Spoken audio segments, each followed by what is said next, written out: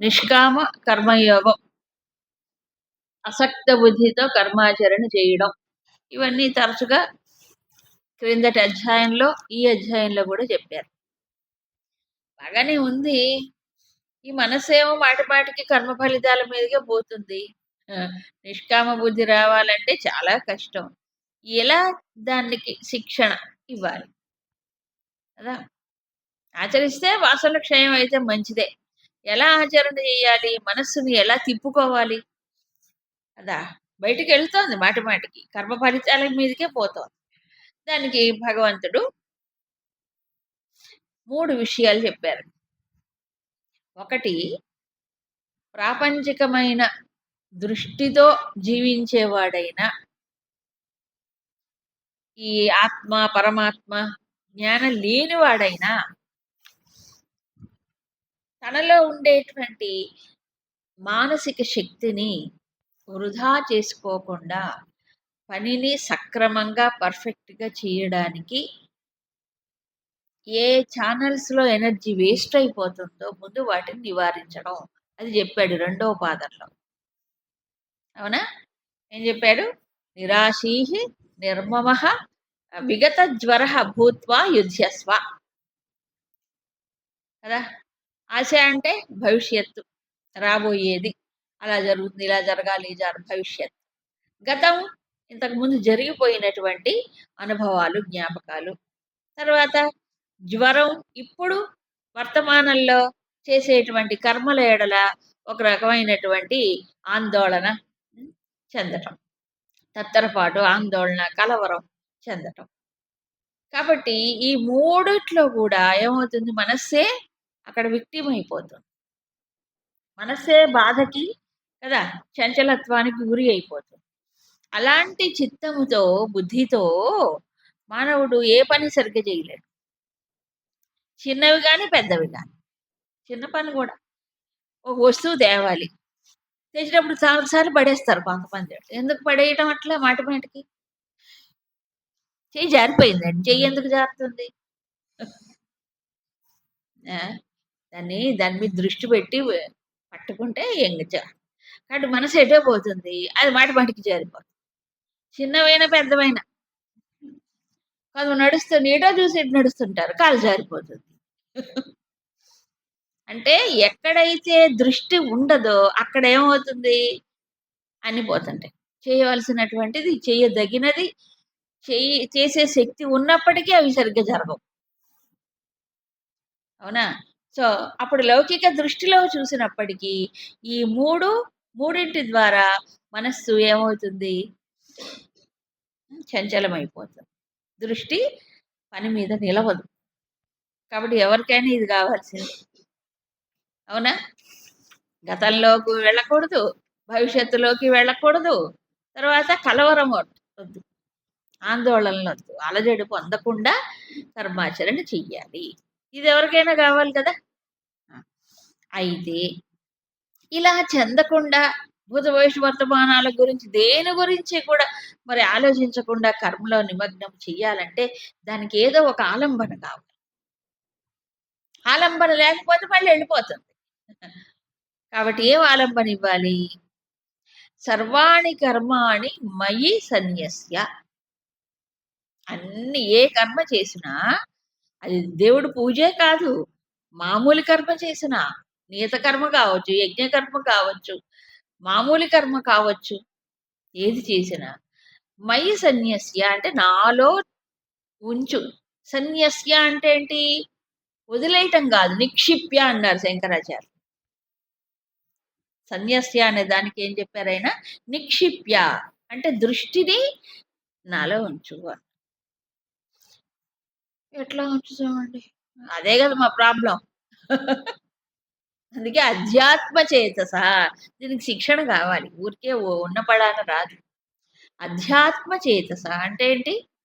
వివేక బుద్ధితో, అధ్యాత్మ దృష్టితో కదా, బయటికి పరుగులెత్తకుండా ఈ శక్తి కానీ, ఈ ఇదేమిటంటారు చైతన్యం, ఇవన్నీ లోపల ఉంటేనే ఇవి జరుగుతున్నాయి ఈ పనులు. కాబట్టి ఆ పరమాత్మ ఎక్కడో లేడు కర్మఫల సమర్పణ చేయడానికి. మనం ఏ పని చేస్తున్నా ఆ పని చేయడానికి కావాల్సిన శక్తి అక్కడి నుంచే వస్తుంది. కాబట్టి ఏం చేయాలన్నారు? అధ్యాత్మ దృష్టి ఆ లోపల ఉన్నటువంటి పరమాత్మను స్మరణం, స్ఫురణం కలిగి ఉంటూ చేయడం అన్నాడు. ఎలా చెయ్యాలి అంటే భృత్యవతు అక్కడ శంకర్లు చెప్పాడు. ఇక్కడ భృత్యవతు అంటే ఒక సేవకుడులా. ఎవరికి సేవకుడు? భగవంతుడికి సేవ. మళ్ళీ ఈ అహంకారం ఏమవుతుంది తెలుసా? నేను వాళ్ళకి చేసిన, వీళ్ళకి చేసినాడు, నాకేం పట్టు నేనేం చేయాల? ఆ! అది పైకి లేస్తుంది. ఎక్కడ చేసినా అది భగవంతుడికి. ఎక్కడ చేసినా, ఏది చేసినా. అదే కదా భృత్యవతు. ఎందుకు సర్వాణి కర్మాణి అన్నాడుగా మరిప్పుడు. అన్ని కర్మలు అంటున్నాడుగా. కాబట్టి ఎక్కడ చేసినా, ఏది చేసినా అది భగవంతుడికే. అలా భృత్యవత్ సేవక భావం. ఇది ప్రారంభంలో కావాలి. ఎందుకంటే ఈ కర్మల్లో చుట్టుకోకుండా ఉండాలంటే ఆయన కోసం చేస్తున్నాడు. ఆయన శక్తి వల్లనే ఇవి జరుగుతున్నాయి. అప్పుడు ఈ ఏమవుతుంది చెప్పండి? దృష్టి ఏమవుతుంది? పోదు. ఎక్కడికి పోదు? అటు ఇటు పరుగులెత్తదు. తర్వాత ఈ ఏమంటారు? కోరికలు కదా! కాబట్టి మాటి మాటికి కోరిక అంటే కర్మఫలాసక్తే. వాటి మీదకి కూడా పోకూడదు. మెయిన్‌గా అక్కడే మనకి శక్తి అంతా వృధా అయిపోతుంది. కాబట్టి అటు ఇటు పోకుండా ఉండాలంటే మయి నాలో. నాలో అంటే ఎవరు? వాసుదేవుడు. వాసుదేవుడు మళ్ళీ ఎక్కడి నుంచి వచ్చాడు? శ్రీకృష్ణుడు. ఒక రూపము కాదు ఇక్కడ చెప్పింది. వాసుదేవుడు అందరిలో ఉన్నాడు. వాసుదేవే పరమేశ్వరే. ఎక్కడున్నాడు వాసుదేవుడు? సర్వేషు వసతి తిష్టతి ఇది వాసుదేవ. సర్వులలోనూ వసతి నివసిస్తూ ఉన్నాడు. ఊరికే ఇల్లు ఖాళీ చేసిపోడు. తిష్టతి కూర్చుంటాడు ఆయన. వాసుదేవుడు. అవునా?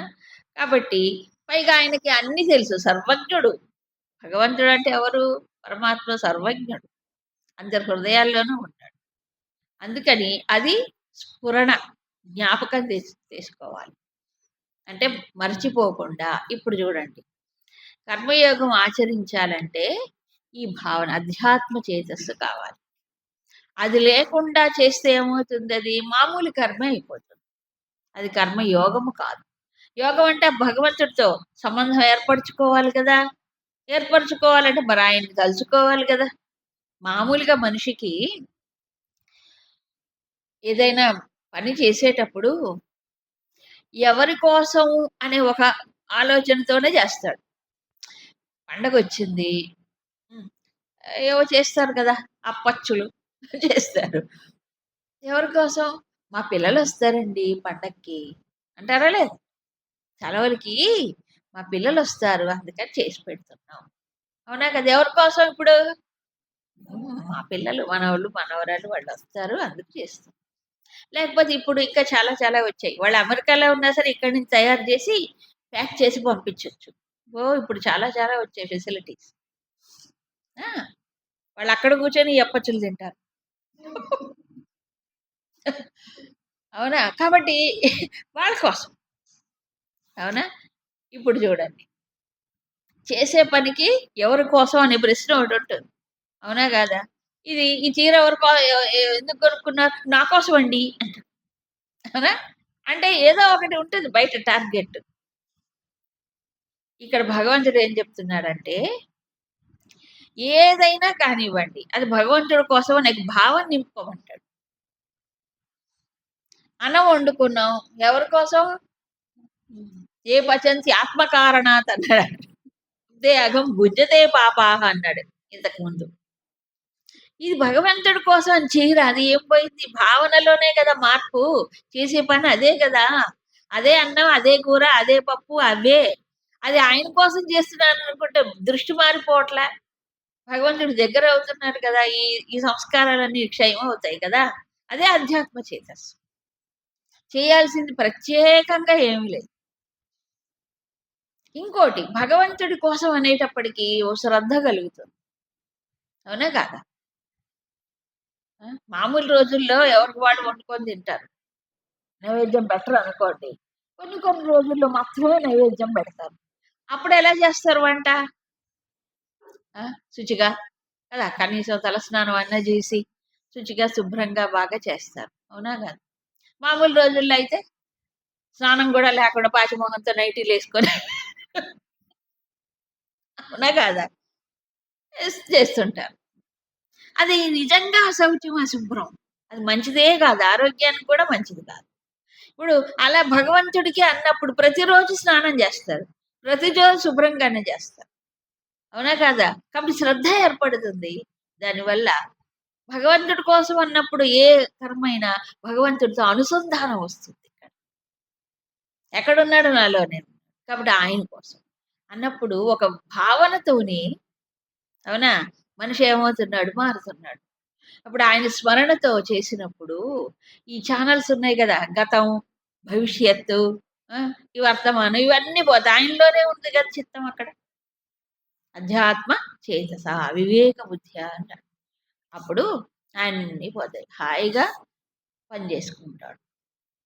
హాయిగా జేసుకుంటాడు. చిత్తము నిలిపి చేస్తాడు.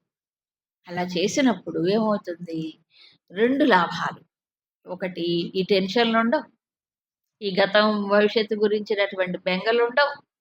తర్వాత భగవంతుడి మీద తలుచుకుంటూ చేస్తాడు కాబట్టి ఆ స్ఫురణలో చేసే పనిలో ఒక సామర్థ్యం వస్తుంది. ఎందుకంటే మనస్సు చంచలం అవ్వట్లేదు కాబట్టి దృష్టి నిలిపి బాగా చేస్తాడు. చేసే పనిలో పర్ఫెక్షన్ వస్తుంది. ఇది భగవంతుడికి సమర్పణ చేస్తున్నాడు కాబట్టి ఆయనతో అనుసంధానం వస్తుంది. అవునా కాదా? ఇదే కర్మయోగం. సో కర్మను ఏం చేస్తున్నాడు? యోగముగా మార్చుకుంటాడు.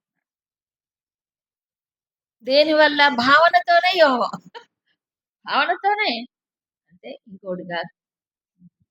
అందుకే చూడండి ఇప్పుడు మన అన్నం తినేటప్పుడు కూడా ఏం చెప్తాము? బ్రహ్మార్పణమే చెప్పాలని చెప్పేది చేస్తారు.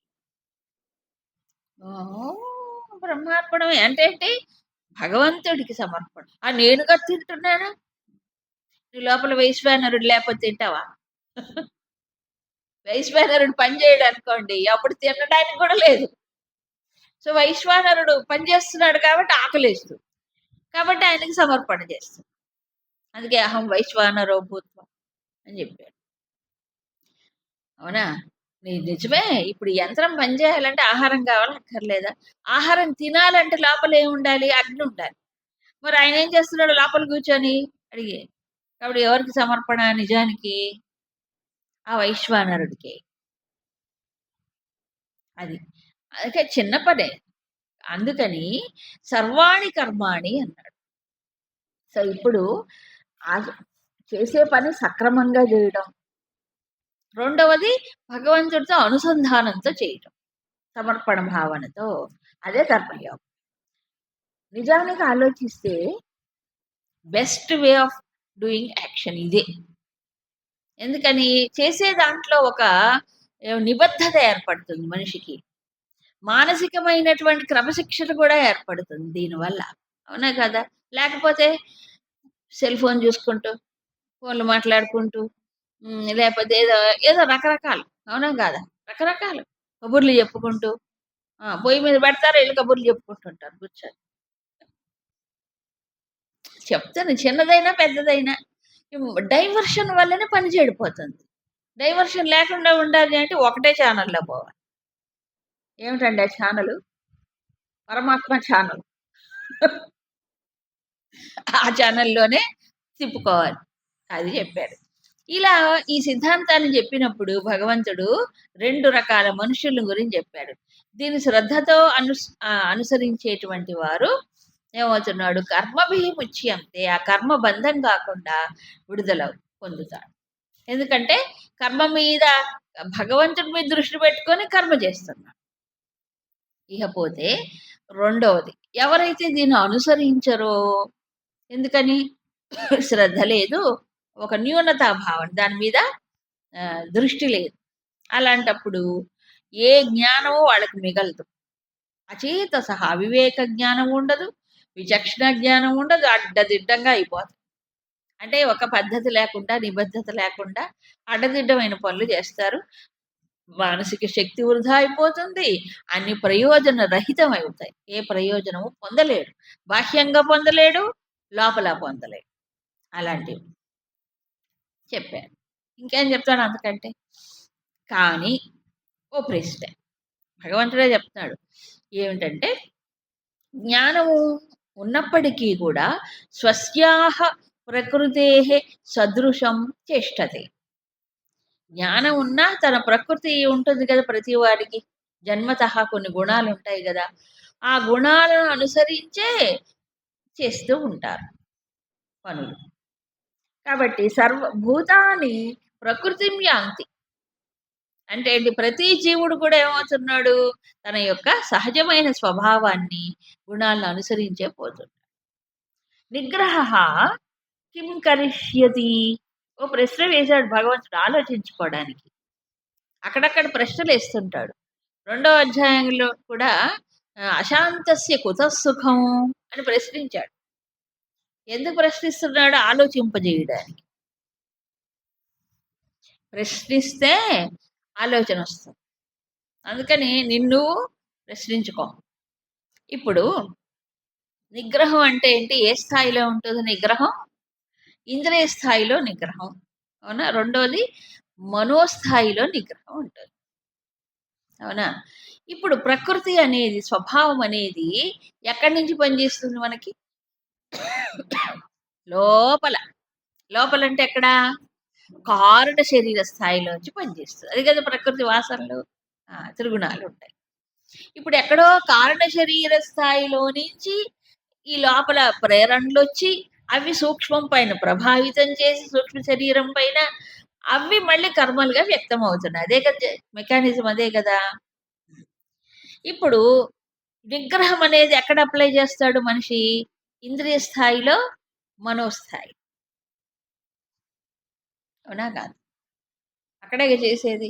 పోనీ లోపల ఉండే సంస్కారాలని అవి బయటికి రాకుండా ఆపగలడా? ఆపగలడా?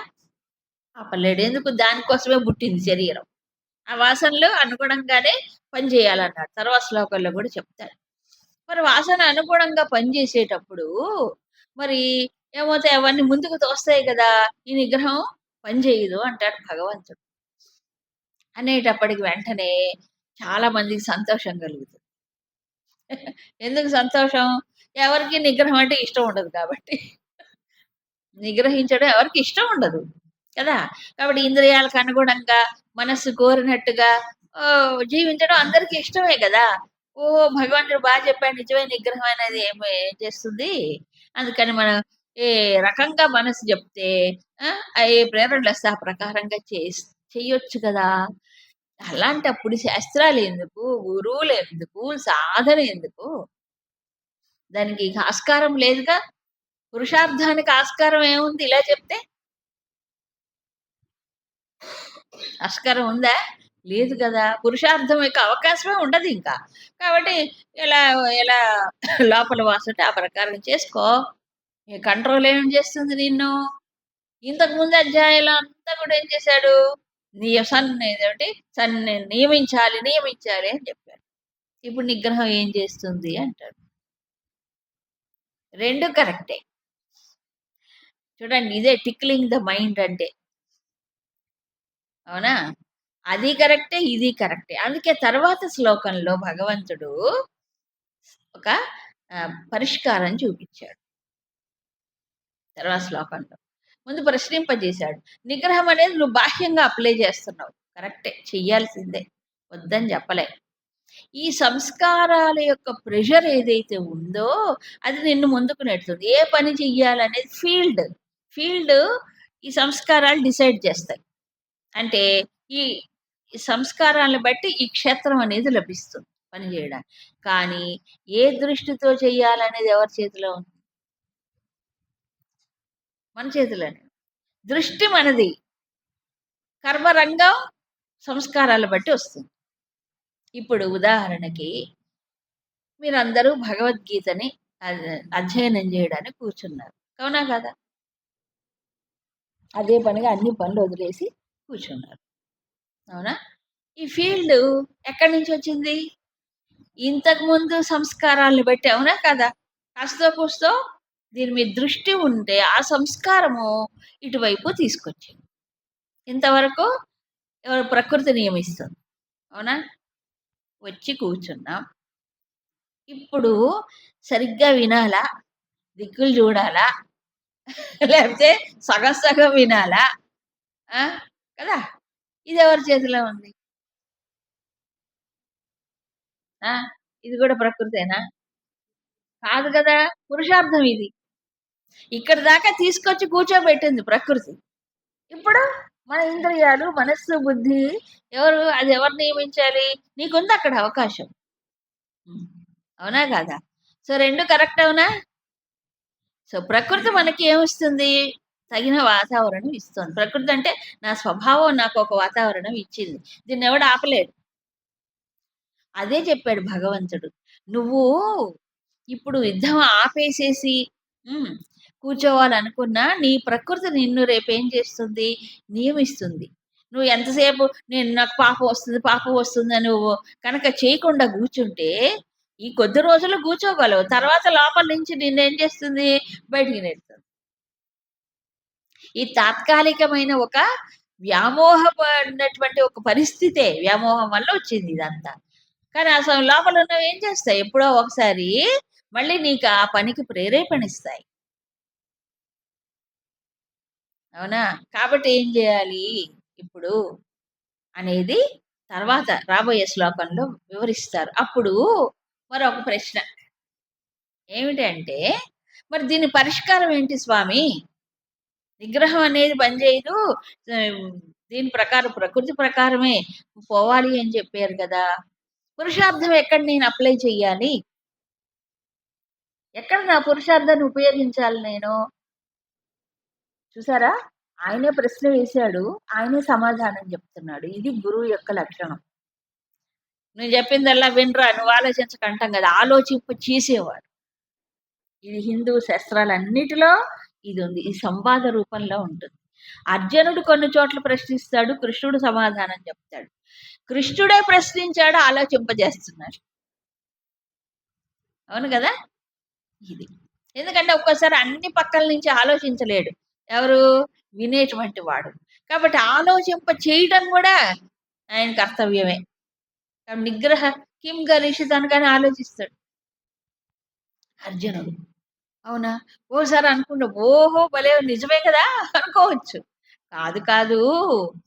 నీ పాయింట్ ఆఫ్ వ్యూ సపోర్ట్ చేయడానికి చెప్పట్లేదు. మన బలహీనతలకి వత్తాసు పలకట్లేదు భగవంతుడు. మరేం చేస్తున్నాడు? నువ్వు పురుషార్థాన్ని ఉపయోగించు అనడానికి ఈ ప్రశ్న వేశాడు. ఇప్పుడు అర్థమైందా? లోపల నుంచి వచ్చేవి ప్రకృతి యొక్క ప్రభావం. దాన్ని ఎవడు ఆపలేడు. ఎవ్వరు ఆపలేరు దాన్ని. అవునా? మరి ఇప్పుడు చేయాల్సిందేంటి? ఏ స్థాయిలో నేను చెయ్యాలి? ఇక్కడ క్లారిటీ వస్తుంది మనకి. స్పష్టత వస్తుంది.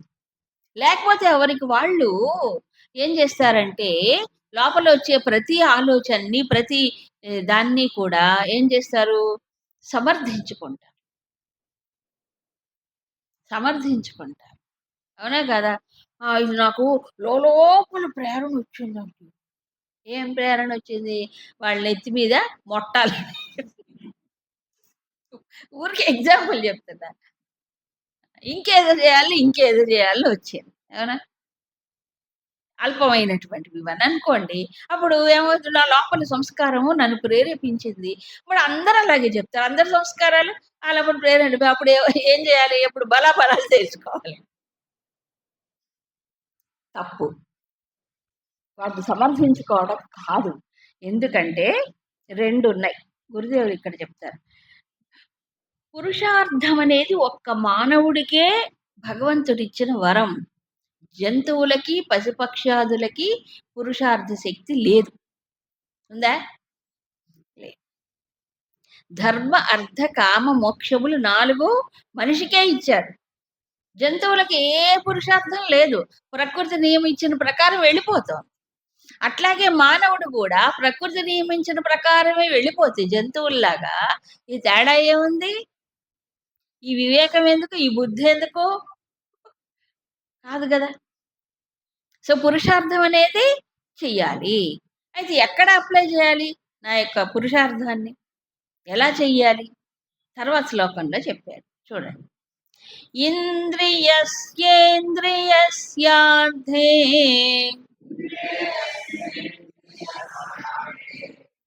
రాగద్వేషౌ వ్యవస్థితౌ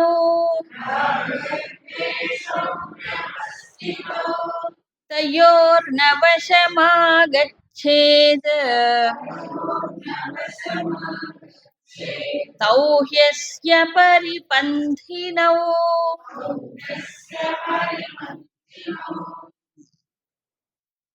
ఇంద్రియస్య ఇంద్రియస్య అర్థే, ఇంద్రియాలకు ఇంద్రియ విషయాలలో అంటే శబ్ద స్పర్శ రూప రసగంధాలలో ఏముంటాయట? రాగ ద్వేషౌ వ్యవస్థితౌ. రెండు ఉంటాయి, ఒకటి రాగం, రెండు ద్వేషం. అంటే ఒకటి ఇష్టం, రెండు అయిష్టం. ఈ ఇంద్రియాలకు ఇంద్రియ విషయాల్లో ఇవి ఉంటాయి. కొన్ని ఇష్టము, కొన్ని అయిష్టము, ఇలా ఉంటాయి.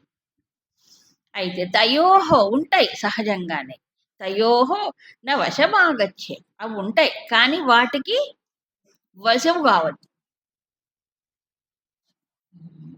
ఎందుకు వశం కావద్దు? అస్య పరిపంధినవు, ఈ సాధకుడికి ఈ రెండు కూడా ఏమిటి?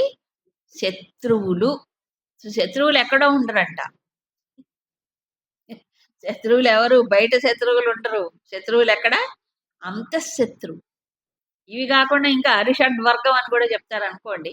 ఇవన్నీ ఒకటే, శత్రువులు అన్నారు. ఇప్పుడు రాగద్వేషములు అనేది ఇంద్రియ విషయాల్లో ఉంటుంది అని చెప్పాడు. సహజం, లైక్స్ అండ్ డిస్లైక్స్ అంటారు వీటిని. సహజంగా ఉంటాయి. ఎందుకు? అది కూడా మళ్ళీ సంస్కారాన్ని బట్టే వస్తాయి. అవునా? కొంతమంది చిన్నప్పటి నుంచే, చిన్నపిల్లలు అప్పటి నుంచే మంచి ఆవకాయ కలిపి తింటే ఇష్టంగా తింటారు, అనుకుంటే తింటారు. చూడండి కావాలంటే. మరి కొంతమంది అసలు అమ్మో చిన్నప్పుడు కూడా తినరు వాళ్ళు. అవునా కాదా? ఈ టేస్ట్లు, ఈ అభిరుచులు అనేవి ఎక్కడి నుంచి వస్తున్నాయి? జన్మ జన్మలు. చిన్న విషయం నేను చెప్తాను, మామూలు ఉదాహరణ చెప్తాను. అవునా కాదా? అలా చూసినప్పుడు ఎన్నో ఉంటాయి మనిషికి ఇంద్రియ విషయాల ఎడల. ఆ లోపల ఎప్పుడెప్పుడు సంస్కారాలన్నీ ఉంటాయి. సో దానివల్ల కొన్ని అనుకూలంగాను, కొన్ని ప్రతికూలంగాను కనిపిస్తాయి. ఎవరికి కనిపిస్తాయి ఇవి? లోపల మనస్సు చెప్తుంది వీటి ఏమని? ఇది నాకు ఇష్టం, ఇది నాకు అయిష్టం, ఇది నాకు మంచిది, ఇది నాకు మంచిది కాదు అని మనసు ముద్ర వేస్తుంది. దేన్ని బట్టి? ఇష్టానిష్టాలు బట్టి ముద్ర వేస్తుంది. ఇష్టానిష్టాలు బట్టి ముద్ర వేస్తుంది కానీ విషయాన్ని బట్టి వేయదని. విషయాన్ని బట్టి వెయ్యాలంటే దానికి బుద్ధితో పనిచేయాలి. కానీ మనసు ఏం చేస్తుంది? వీటికి అనుగుణంగా తన లోపల ఉండే దానికి ఇష్టానిష్టాలకు అనుగుణంగా ఇది మంచిది, ఇది మంచిది కాదని చెప్తుంది. ఆ వెనక బుద్ధి కనుక పనిచేస్తే అది ఆలోచిస్తుంది. దాన్ని ఆలోచింపజేస్తే ఏముంటుంది? ఇది మంచిది. ఈ మంచిది అని డిసైడ్ చేయడానికి, ఇది మంచిది కాదు అని చేయడానికి ఒక ప్రమాణం ఉండాలి. ఏం ప్రమాణం? వివేక బుద్ధి ఉండాలి. వివేక బుద్ధి డిసైడ్ చేయాలి కానీ మనసు కాదు డిసైడ్ చేయాల్సింది అక్కడ. అవునా? అప్పుడు భగవంతుడు ఏం చెప్తాడు? తయోహో నవశమాగచ్చేతు అంటే వీటికి లోను కావద్దు. వీటికి రాగద్వేషాలకు లోనై వాటిలోకి వెళ్ళి పడిపోవద్దు. ఇప్పుడు రాగమేమో లాగి పారేస్తుంది, ద్వేషమేమో వెనక్కి పరిగెత్తేలా చేస్తుంది. ద్వేషం అంటే ఎవర్షన్ కదా. ద్వేషం ఉన్నప్పుడు మనసు ఏమవుతుంది? పరిగెత్తిపోతుంది, వెనక్కి పారిపోతుంది. రాగమేమో ముందుకెళ్ళిపోతుంది. ఈ రెండు శ్రమేగా మనసుకి. మనసుకి ఎప్పుడు శ్రమే. నాకు వాళ్ళంటే ఇష్టం. ఎందుకు? వాళ్ళు బాగా మాట్లాడతారండి, వాళ్ళకి నేనంటే ఇష్టం, నేనంటే అభిమానం, కాబట్టి రాగం వచ్చేసింది. ఇంకోళ్ళు అనుకోండి, వాళ్ళు ఎప్పుడు వ్యతిరేకంగానే ఉంటారు, వ్యతిరేకంగా మాట్లాడతారు, ఎప్పుడు ఇది చేసుకుంటారు. అందుకు ద్వేషం. అయ్యో ఎన్నో ఇవన్నీ. అందుకే నేను వాళ్ళతో మాట్లాడను. ఎందుకు మాట్లాడను? అందుకు. కానీ కర్మరంగంలో అది జరగదు. జరుగుతుందా? అవసరం ఉంటే నువ్వు మాట్లాడు, దిగిపో. కృష్ణుడు అంతటి వాడు చెప్పాడు. దైవాసుర సంగ్రామం దేవాసురులకి ఎప్పుడు ఇదే కదా. ఉదాహరణగా చెప్తున్నాను. అప్పుడు మరి దేవతలు పాపం అణిగిపోయారు. వీళ్ళు పెరిగిపోయారు దానవులు శక్తిలో. వీళ్ళ వాళ్ళని అణగదొక్కారు. అయితే వీళ్ళకి ఒక కోరిక కలిగింది. ఏమిటి అంటే, మాకు మరణం లేకుండా, మరణం పొందకుండా మేము ఏదో ఒక ఉపాయం ఆలోచించాలి. సో, ఆ సమయంలో విష్ణు భగవానుడి దగ్గరికి పోతారు. పోతే ఆయన ఏం చేశాడంటే, సరే మీరు ఒక పని చేయండి, నేను ఉపాయం చెప్తాను. సముద్రం ఉందిగా, దాన్ని మధించండి. కొన్ని ఓషధులు వేసి మధించండి. అయితే ఈ మధించేటప్పుడు మీరొక్కరు కాదు, వాళ్ళ దానవుల సహాయం కూడా తీసుకోండి. సహాయం కథలో ఉంది, స్పష్టంగా ఉంది. తీసుకోండి. వాళ్ళు మాకు శత్రువులా, ఇప్పుడేం కుదరదు. ఇప్పుడు పొత్తు కుదుర్చుకోండి. తర్వాత సంగతి నేను చూసుకుంటా అంటాడు. కలిసే చేయండి ఇప్పుడు. మీరు దిగండి.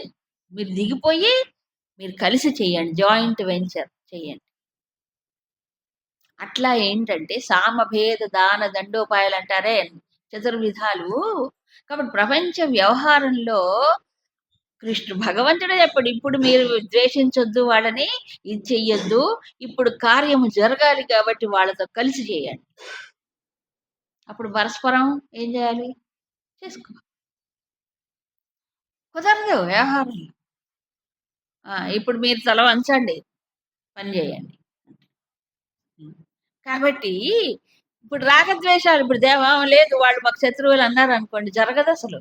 సముద్ర మథనమే జరగదు. అవునా?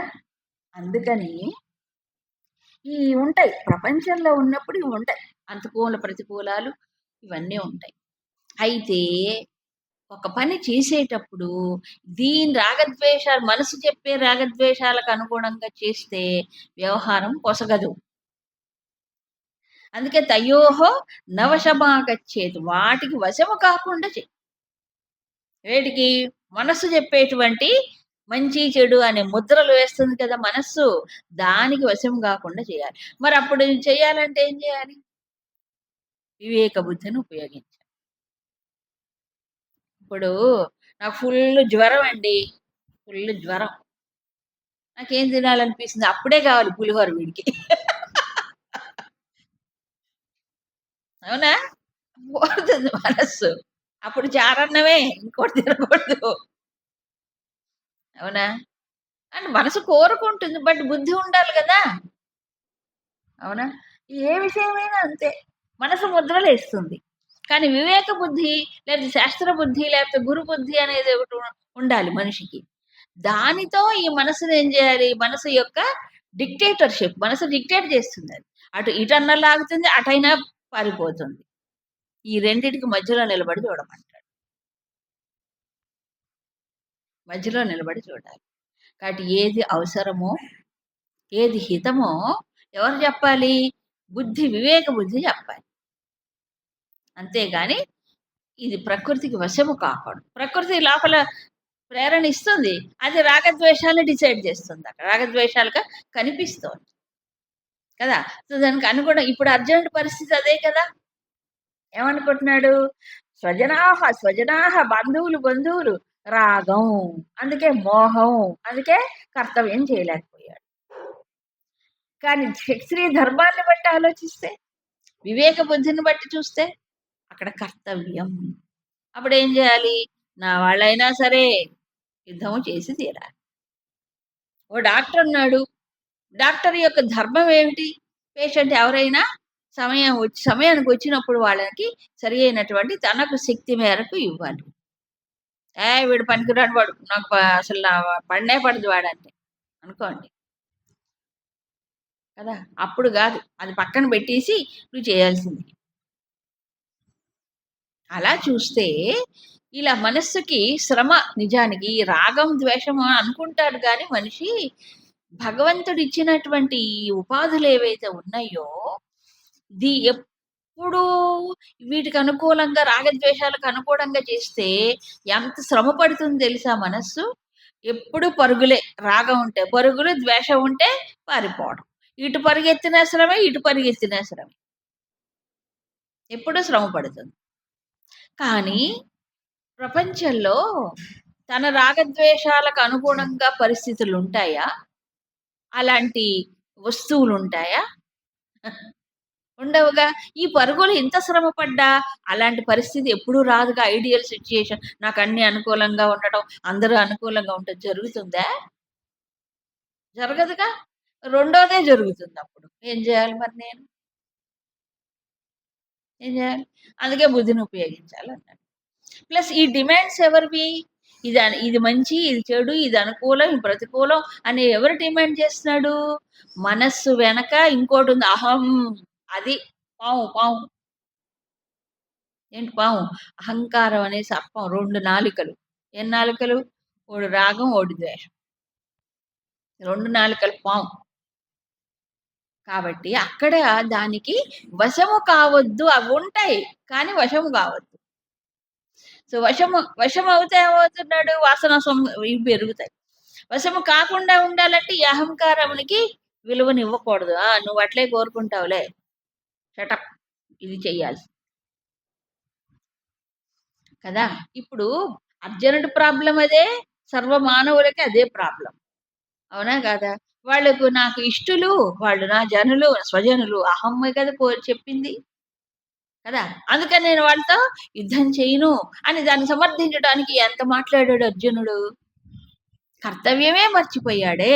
అది అధర్మంగా కనిపించిందే. అట్లాగే కాబట్టి ఆ సమయంలో వీటికి లోనైనాడు వ్యతిరేకంగా కనిపిస్తాయి అన్నీ కూడా. ధర్మం అధర్మంగా కనిపిస్తుంది. అట్లా చెప్తుంది భాష్యం. ఎవరు? ఈ మనస్సు. దాని భాష్యం కూడా చెప్తుంది అదే. అందుకు అలర్ట్‌గా ఉండాలంటాడు. సో, రాగద్వేషాలు లోను కాకంటే మనసుకు వశం కాకూడదు. అహంకారం చెప్పినట్టుగా చేయకూడదు. అక్కడ ఏది అవసరమో, ఏది కర్తవ్యమో అది చేయాలి. అంటే వీటికి వేరుగా నిలిచి శాస్త్రములో ఏది చదువుకున్నామో, మహాత్ములు ఏదైతే సూచించారో గురుబుద్ధి, శాస్త్రబుద్ధి, వివేక బుద్ధిని ఉపయోగించాలి అని చెప్పారు. ఎందుకు అంటే ఇది పరిపంధిన శత్రువులని ఎందుకన్నాడు? ఎవరికి శత్రువులు? దేనికి శత్రువులు? ఈ మనిషికి శ్రేయస్సు కారకమైనటువంటిది ఏదైతే ఉందో, శ్రేయోదాయకమైన ఈ ఆధ్యాత్మిక పంథ వికాసము దానికి ఇవి విఘ్నం కలిగిస్తాయి. ఏవి? ఈ రాగద్వేషాల వ్యవహారం. అంతే కదా! ఇప్పుడు శ్రేయస్సు ఏమిటి? శ్రేయస్సు అంటే? ప్రేయస్సు అంటే ఏమిటి? రెండిటికి తేడా తెలుసు. ప్రేయస్సు అంటే ప్రియం, ఇష్టం. ఇదంతా ప్రేయ మార్గం. ప్రేయ మార్గం ఎప్పుడు బంధిస్తుంది? విషయాలకి, వ్యక్తులకి. శ్రేయస్సు అంటే ఈ బంధానికి గురి కాకుండా ఉండటమే కదా శ్రేయస్సు అంటే. అది హితం, అది కర్తవ్యం, అది శ్రేయస్సు. ఇప్పుడు రాగద్వేషాల్లో కూరుకుపోతే శ్రేయో మార్గానికి ఏమవుతున్నాడు? దూరం అయిపోతున్నాడు. అది విఘ్నం కలిగిస్తుంది. అందుకని వాటికి వశము కావద్దు అని చెప్పారు.